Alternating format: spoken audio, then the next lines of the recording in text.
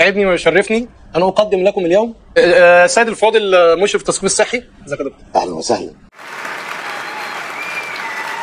الساده الافاضل، اخواتي الفلاحين والفلاحات، الناس اللي في داري، الناس اللي واقفه معايا، هنتكلم النهارده عن موضوع بيمس الاسره المصريه. هنتكلم عن الموز يا جماعه، بلاش الموز في العموم. يعني الموز ده من الموز يعني بالحساسيه، حد عنده حسام الموز ما يجيش جنب الموز. شغل الفلاحين الموز يا جماعه، بلاش الموز في العموم. يعني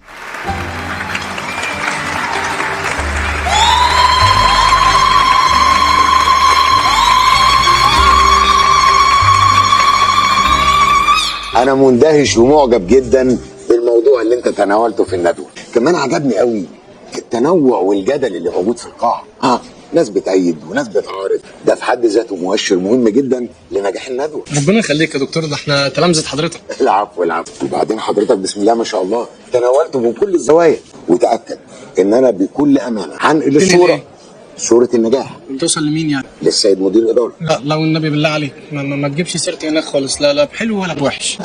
ايوه عموما ربنا يوفقك، وانا سعيد جدا ان انا كنت موجود معاكم. ربنا يخليك يا دكتور، انت نورتنا. شكرا جدا. السلام عليكم. ما تجيبش سيرتي ها؟ ولا شفتك اصلا. ايوه، لا حلو ولا وحش.